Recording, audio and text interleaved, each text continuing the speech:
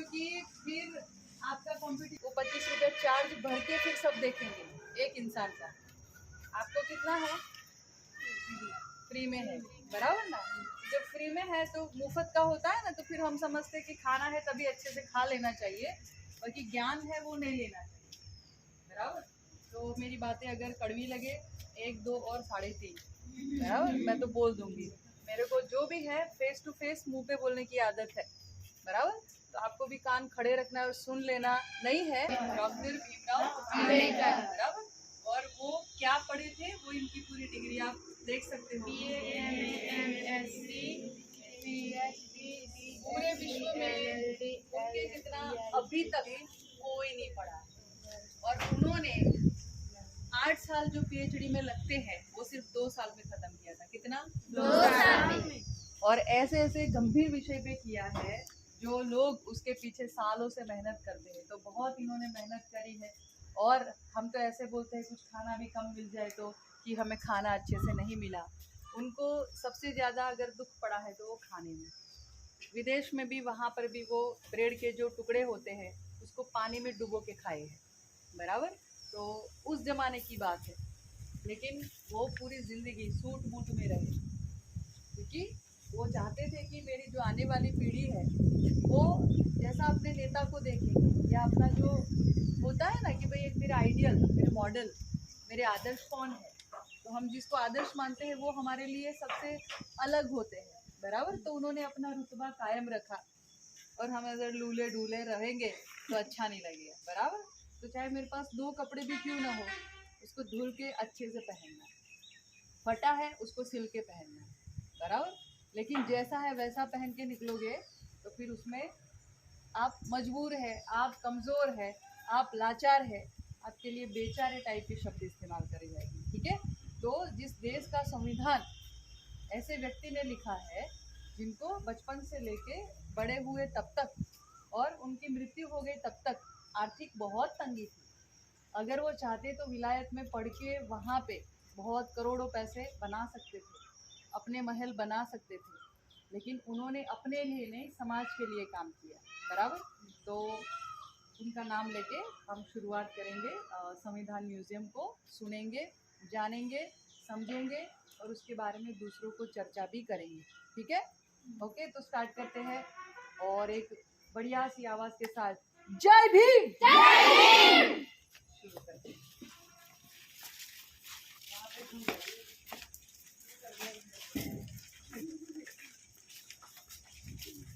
शक्तिशाली हाथ जो है वो किसका है? भीमराव अम्बेडकर का।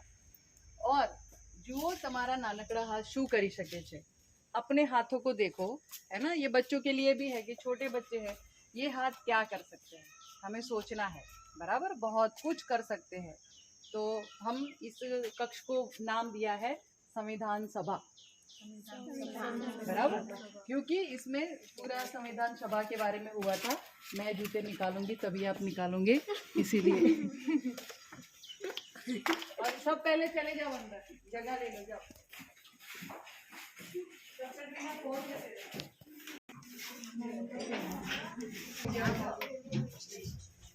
ओके, तो पहले तो सारा देख लो,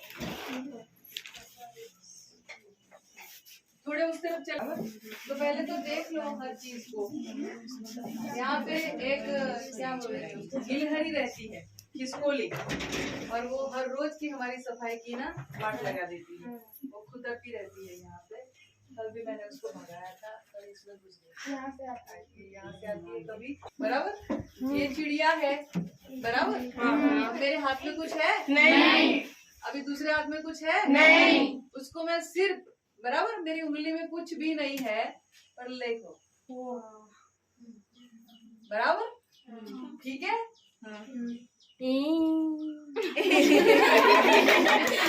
बोलते हैं बैलेंसिंग बर्ड। क्या बोलते हैं? Balancing bird. बर्ड का मतलब आपको पता है पंछी। और तो बैलेंस कब रहेगा? मूलभूत फर्ज, हमारा जो फर्ज है, बेसिक फर्ज क्या है? प्राथमिक फर्ज। और दूसरा मूलभूत अधिकार, हमारे जो बेसिक राइट्स है वो हमें पता होनी चाहिए कि हमारे मुख्य अधिकार क्या है। अगर वो पता है तो फिर वो हम फर्ज को भी नहीं चुकेंगे और हमारे अधिकार को भी नहीं चुकेंगे। कैसे आपको सुनना है, पानी का नल खुला है, कोई नहीं है, मैं या आप, कोई उसमें से वहां से गुजर रहा है, क्या करना चाहिए? बंद करना चाहिए। क्यों? वो मेरा फर्ज है, बराबर। और कोई आपको बिना बेवजह या कोई वजह भी है और आकर मारने की कोशिश करता है, आप क्या करेंगे? मार खाएंगे या रोकेंगे? रोकेंगे। क्यों? अधिकार है, मैं किसी का मार नहीं खाऊंगी, बराबर। तो आपको दोनों फर्ज पता होगे तो अधिकार पता रहेगा, ठीक है। तो हम सबसे पहले वहां पे लिखा है भारत नु बंधारण कई रीते, यानी कि गुजराती वालों को आप पढ़ना तो आपको पता चल जाएगा, तो मैं हिंदी में ही बात करूंगी, ठीक है। और सीरियल बहुत देखते हो तो मैं हिंदी में ही बात करूंगी। तो जो भारत का संविधान है वो कैसे लिखा गया, तो देखो ऐसी पहले मीटिंग होती है ना, हर चीज का एक मीटिंग होता है। पंखा क्यों बंद किया? चालू करते, चालू करो ना। हर चीज का एक मीटिंग होता है, प्लानिंग होता है। तो ये पूरा देखो संविधान, उस तरफ से खिड़की थोड़ा ऐसे रहो तो लाइट आए, बराबर, ठीक है। पूरे थोड़े ऐसे हो जो, हाँ। तो ये संविधान सभा के अध्यक्ष कौन थे, जरा देखो तो वहां पे अम्बेडकर, डॉक्टर अम्बेडकर थे। और उनके साथ साथ बाकी कौन कौन से मेंबर थे उसको देखो।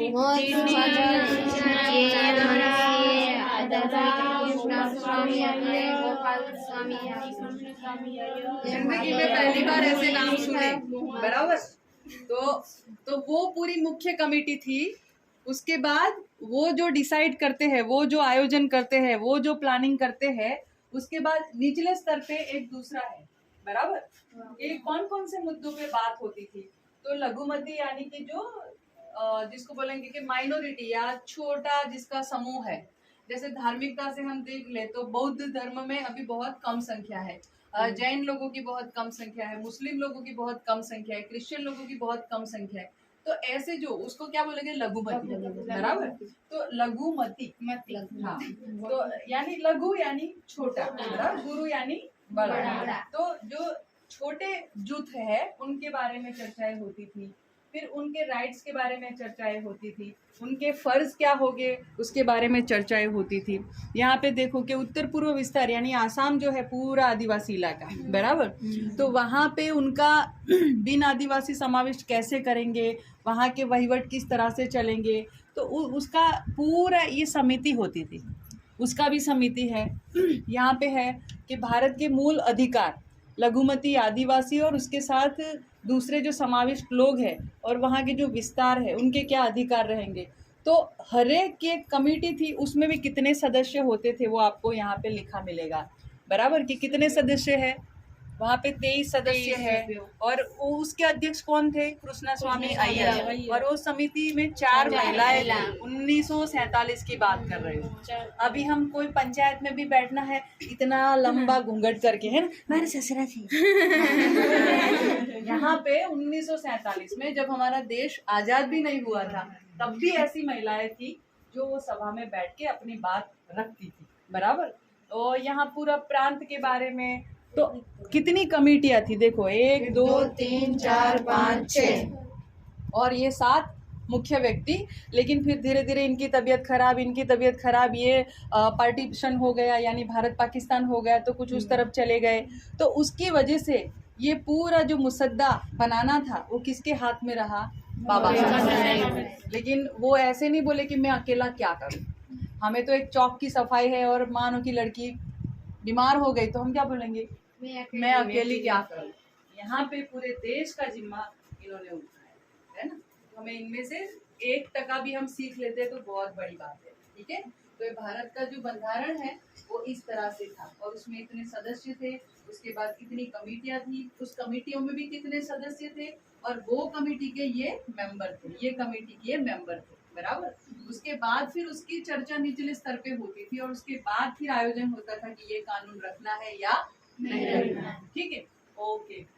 कितने दिन में पूरा बंधारण जो है, संविधान है, वो बनाया, बराबर। 2 साल 11 महीने आराम से 11 महीने और 7 दिन, 2 वर्ष यानी 2 साल 11 महीने 7 दिन, बराबर। कोई बोलता है 14 दिन है, कोई बोलता है 7 दिन, लेकिन टोटल मिला के 3.25 साल में संविधान पूरा बनकर रेडी हो गया था, बराबर। क्योंकि तब हम नहीं थे तो किसी को एग्जैक्ट तो नहीं पता कि दिन कब से शुरू हुआ, कब से, बराबर, लेकिन 3.25 साल टाइम रहा था। ओके, वहां पे देखो मार्गदर्शक सिद्धांत, यानी कि कोई हमारा गाइड करे और सिद्धांतों के बारे में बताए। तो क्या है मार्गदर्शक सिद्धांत, वहाँ पे देखेंगे तो कि तमाम पशु पंछियों को अच्छे से सम्मान पूर्ण जिंदगी जीने का अधिकार है। वो कुत्ता हमें भौंकता है लेकिन हम उसको मार नहीं डालेंगे, बराबर। उसको रोटी भी हम देते हैं ना, भौंकता है फिर भी, क्यों? क्योंकि उसको भी जिंदगी जीने का अधिकार है। और हम ऐसे नहीं करते ना कि झूठा झूठा खाना ही दे, बराबर। हम अलग से अंदर से रोटी लाके भी उसको देते हैं। फिर लिखा है कि वृद्ध, निराधार, विकलांग और उनके लिए भी सामाजिक रिवाजें है कि सरकार जो है उसकी नीति होती है कि जो वृद्ध है तो उनको पेंशन मिलना चाहिए, फिर जो विकलांग है उनको भी सहायता, नौकरी मिलना चाहिए। फिर जो सामाजिक सुरक्षा, यानी कि वो समाज में वो थोड़े पीछे है, वो थोड़े कमजोर है, तो उनके लिए भी एक सुरक्षा का प्रावधान होना चाहिए। तो वो वहाँ पे मार्गदर्शक सिद्धांत में आता है, थोड़ा साइड में रहोगे। हाँ, वहाँ पे लिखा है कुदरती संसाधन, जल, जीवन, वन की सुरक्षा, यानी कि जल, जो जमीन है उसको हम ही लोग खराब करेंगे। हम इतनी सारी कंपनियां, फैक्ट्रियां खोल के रखे हैं, उसके बाद जो केमिकल है वो हम कहाँ बहाते हैं? नदियों में। तो नदियों का पानी कहाँ जाता है? खेतों के द्वारा खेतों में जाता है। कहीं कहीं नर्मदा का जो पानी है गुजरात में, वो सबके घरों में जाता है, वो हमारे पेट में जाता है। तो जो केमिकल अपना धंधा करने के लिए जो नदियों में बहाते हैं, वो सही है कि गलत? गलत। तो सैद्धांतिक तौर पे उनको ऐसा नहीं करना चाहिए। और उनको इसीलिए जितनी भी कंपनियां हैं, फैक्ट्रियां हैं, उनको क्या करना होता है, सरकारी रूल होता है, उनको बहुत सारे जो पेड़ पौधे हैं वो उगाने होते हैं, बराबर। ओके, तो उसकी सुरक्षा हम सबकी जिम्मेदारी है। हम जितने पेड़ काटते हैं उससे डबल उगाते हैं, बराबर, तभी बैलेंस बनता है। तो वहाँ पे आप देखोगे कि जमीन सुरक्षा लिखा है, पर्यावरण का सुरक्षा लिखा है, बराबर। और वहाँ पे छोटे छोटे ईंट, ऊंट है, क्योंकि बच्चों के लिए है ये पूरा, तो बच्चों को अच्छा लगे इसीलिए वहाँ पे पूरे प्राणी भी है, इंसान भी रखे हुए हैं। ठीक है, आगे बढ़ेंगे इस तरफ। वहाँ पे एक रेडियो टाइप का होगा, कंचन उसे थोड़ा ऊंचा करोगे, धीरे से, गिराना मत। हाँ, ऐसे दिखाओ, ऐसे ऐसे, ओके। कि ये भारत का संविधान है और उसमें 3 चीजें हैं, स्वतंत्रता है, और बंधुता। अब ये तीनों चीजें होगी तभी सबको न्याय मिलेगा। मान लो कि हम बोले कि भाई लड़कियों को समानता होनी चाहिए, लड़कियों को भी, लड़का भी रात को निकल सकता है, हम भी रात को निकलेंगे, है ना, लेकिन स्वतंत्रता नहीं है। समानता तो है, सब बोलते हैं हाँ हाँ बराबर से निकलना चाहिए रात को, लेकिन घर से निकलने दो तो ना। तो क्या नहीं है, स्वतंत्रता तो है ही नहीं। तो जब स्वतंत्रता नहीं है तो फिर अगर मैं बोलूंगी कि मुझे बाहर निकलना है, फाड़ करके एक तमाचा गिरेगा, है ना। क्यों निकलना है? तो बंधुता यानी कि भाईचारा या फिर सिस्टरहुड, यानी कि मेरे साथ उनका लगाव नहीं है कि भाई इसको भी निकलने का अधिकार है।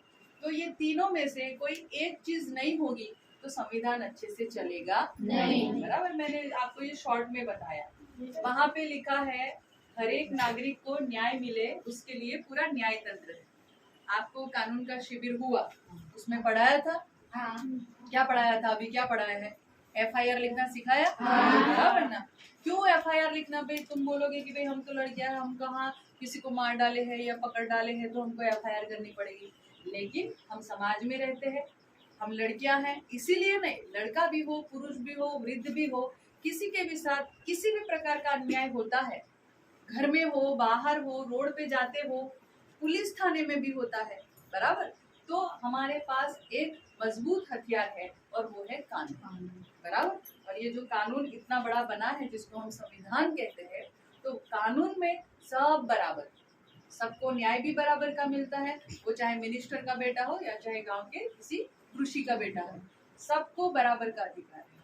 तो ये वहाँ पे पूरा FIR कैसे लिखते हैं, कौन से टाइम पे, किस तरह से, और उसको कौन देखेगा, उसका नीचे वाला कौन होगा, सबके होद्दे, उसके सबके बारे में वहाँ पे लिखा है।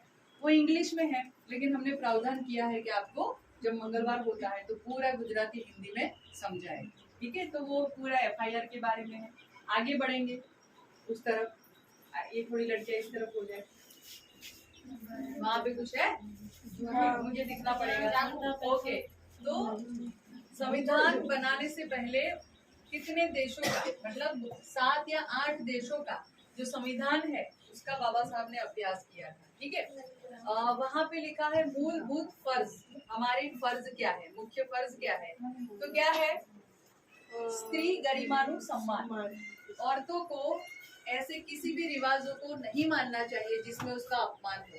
जैसे कि मान लो किसी का पति मर जाता है तो सारी महिलाएं ही मिलके उसकी चूड़ियां तोड़ना, उसको पूरा ऐसे कर देना, उसका मंगलसूत्र छीन लेना, उसके कलर वाले कपड़े भी उसको नहीं पहनना, ये सारी चीजें क्या है, उसके आत्मसम्मान को ठेस पहुंचाने वाला, मतलब वो इंसान नहीं रही अब, बराबर, उसको बिंदी नहीं लगाने, यानी उसके पुरुष है तो उसके कलर है वरना नहीं है, ऐसा किसी ने बोला है संविधान में, तो ऐसा नहीं है, बराबर। तो पहले के जमाने में था कि भाई वो मर गया तो उसके पीछे तुम सती बन जाओ, है ना, यानी तुम जल के मर जाओ, लेकिन वो सही है नहीं तो फिर मेरा पति मर जाए, है ना, तो मेरे को अब सती बनना है तो मैं मर जाऊं तो उसको भी फिर सता बनना पड़ेगा, वो तो नहीं बनता, यानी कुदरती नहीं है, तो जो भी कुदरती नहीं है उसका हमें खुलकर विरोध करना चाहिए। तो स्त्री गरिमा की बात कर रहे हैं कि ऐसी जहाँ पे लगे कि ऐसे रिवाज है समाज में जो स्त्री के सम्मान को हानि पहुंचाते हैं, ऐसे रिवाजों को हमें खत्म कर देना चाहिए। ठीक है, आगे नीचे क्या लिखा है, कोई पढ़ के बताओ मुझे। बंधुता भावना मजबूत करवी। ओके, तो बंधुता की भावना कैसे मजबूत होगी। देश में अभी आप सब सुनोगे कि पेपरों में हिंदू मुसलमान, वो कोई बागेश्वर का कोई तांत्रिक बाबा है ना, धीरेन्द्र करके, वो आता है गुजरात में और गुजरात के सभी लोगों को बोलता है कैसे है गुजरात के पागल हो, और सारे गुजरात के पागल उसको ऐसे करके बाबा ने बोला है ना।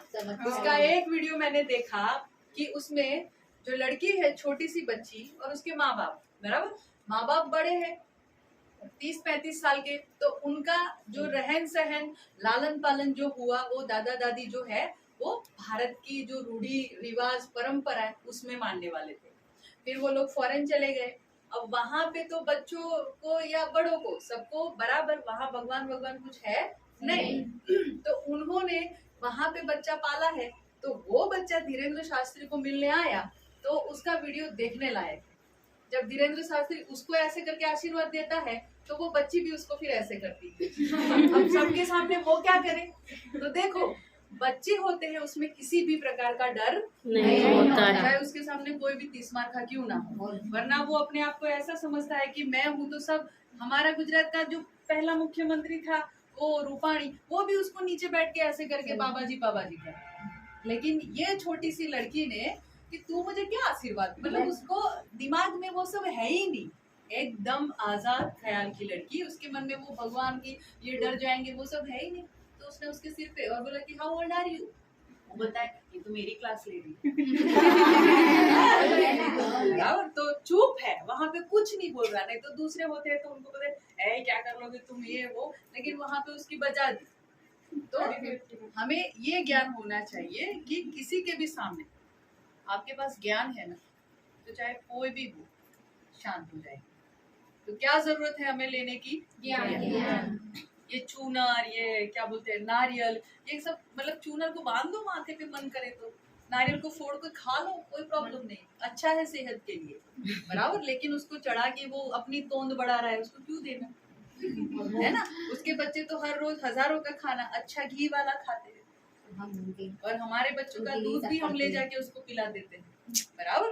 तो वहां पे क्या लिखा है कि भाई बंधुता की भावना कब आएगी, जब हम कौमवाद, है ना, कि भाई ये हिंदू है ये मुसलमान है, उसमें से बाहर निकल जाए, जातिवाद में से बाहर निकल जाए कि भाई ये छोटी जात के ये बड़ी जात के, उसमें से हम बाहर निकल जाए तो फिर बंधुता आएगी।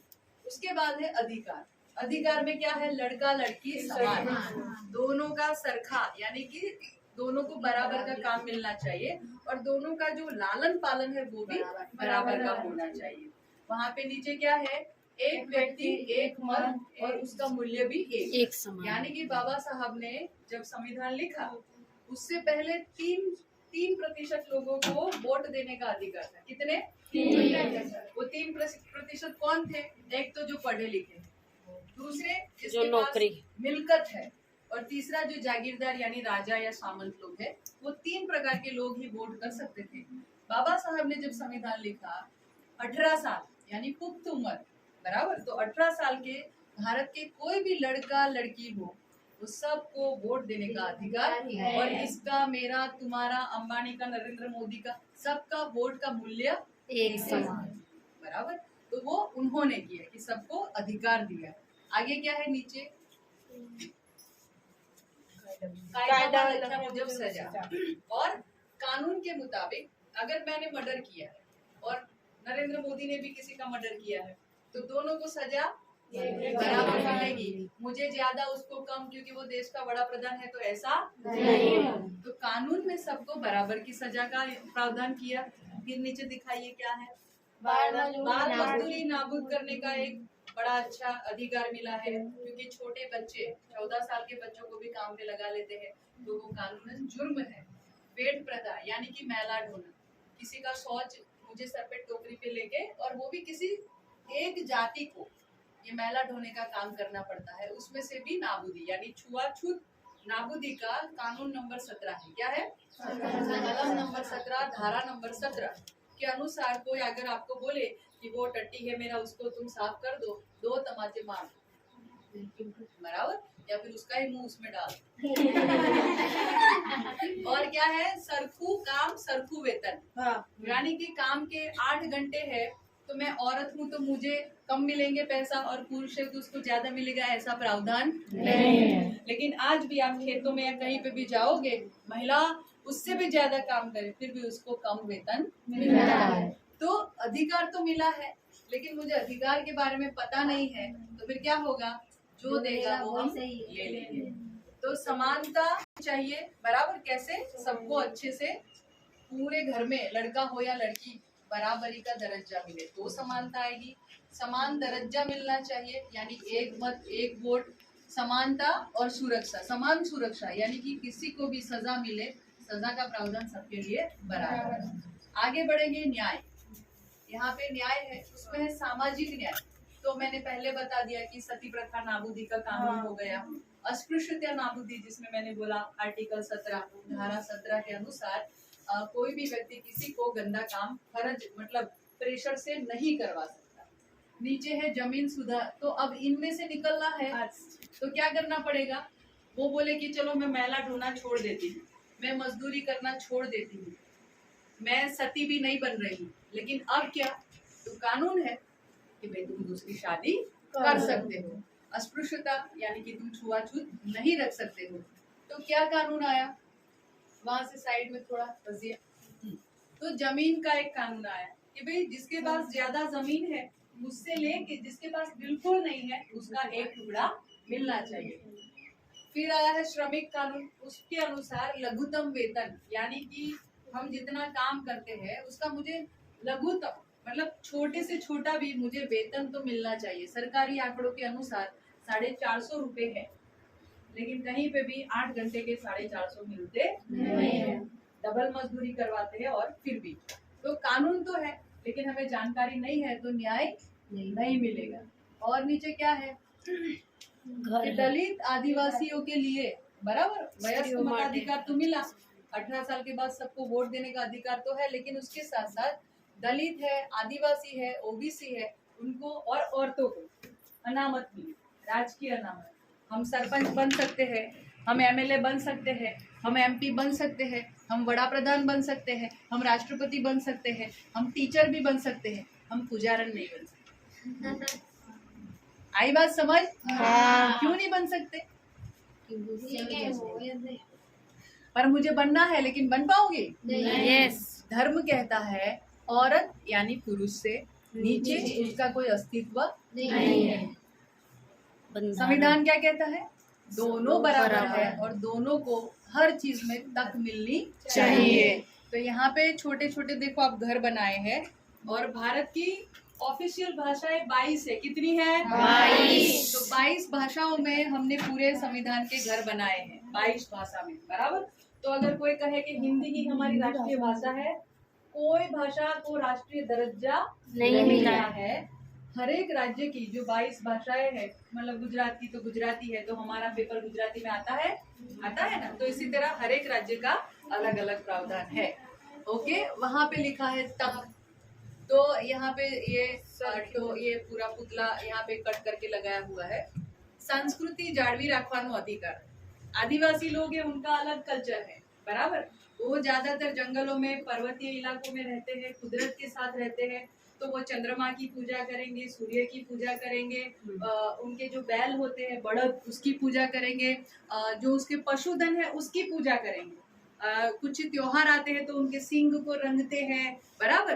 क्यों? क्योंकि वो मानते हैं कि इसी से ही हमारा जीवन है।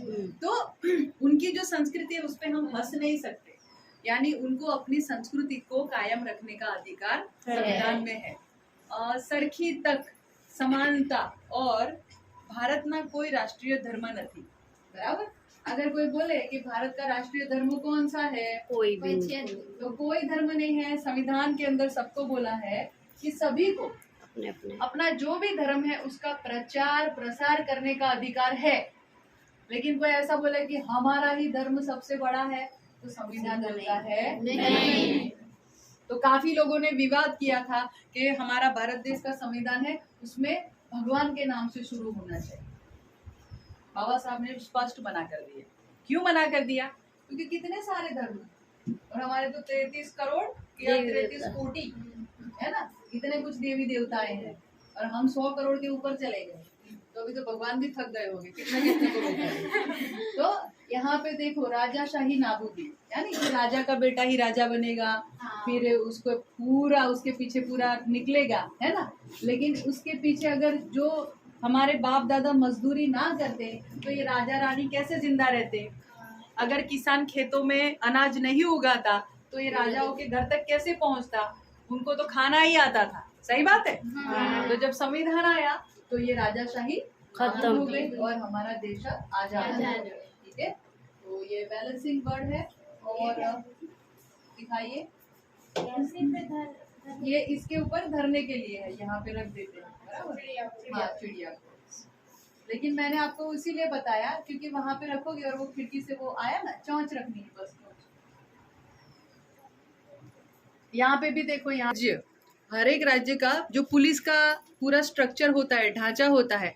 सबसे पहले आता है डीजीपी, बराबर, डायरेक्टर जनरल पुलिस। उसके बाद स्टेट पुलिस आती है, उसके बाद एडिशनल डीजीपी आते हैं, आईजी ऑफिस पुलिस आती है, स्पेशल ब्रांच आती है, उसके नीचे पुलिस और उसका टेक्नीशियन एक्सपर्टीज आते हैं, एडिशनल जनरल ऑफ पुलिस आती है, उसके बाद एसआरपी आती है, उसके बाद पुलिस ट्रेनिंग का पूरा आता है, बराबर। पूरी एकेडमी आती है पुलिसों को ट्रेनिंग देने के लिए। उसके बाद रेंज इंस्पेक्टर आते हैं, जनरल इंस्पेक्टर आते हैं, उसके बाद रेंज उसका हाई क्वार्टर आता है। मतलब ये पूरा यहाँ ढांचा है कि पुलिस का पूरा तंत्र कैसा होता है हर एक राज्य का, बराबर। तो आपको जब भी मन करे हम इसको खोलेंगे, ये कोई भी चीज को नुकसान नहीं करना है, बस उसको आराम से देखना है, बराबर। तो मैंने आपको अभी बता दिया, मुझे पता है कि आपने अच्छे से देखा नहीं है, तो अब आप फ्री हो, आप अच्छे से देख लो। उसके बाद अगर कोई सवाल होता है तो लिख लेना, हम प्रार्थना में उसका जवाब देंगे।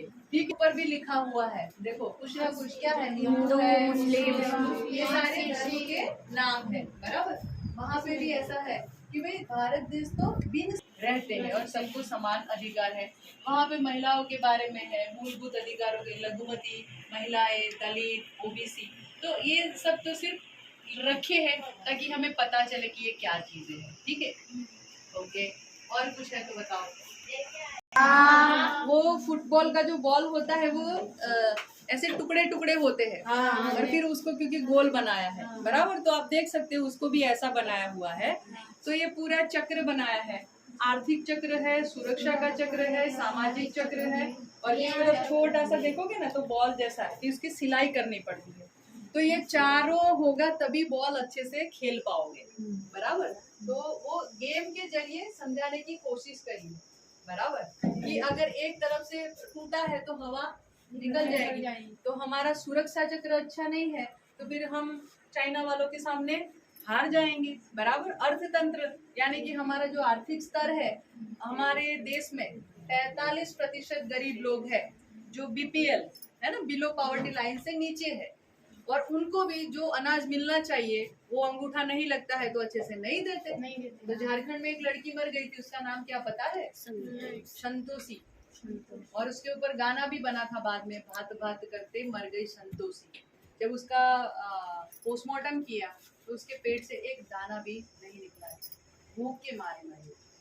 तो उसके ऊपर बाद में मर गई। उसके बाद किसी कार्यकर्ता को पता चला, वो वहाँ पे गए और पूरी जानकारी ली, न्यूज़पेपर में आया। उसके बाद फिर वो जो वहाँ के होते हैं उन्होंने बोला कि हम वो आएंगे तो उनको अभी बोल देंगे, और उसके बाद कानून भी आया कि अंगूठा लगे या ना लगे उसको अनाज दे देना है।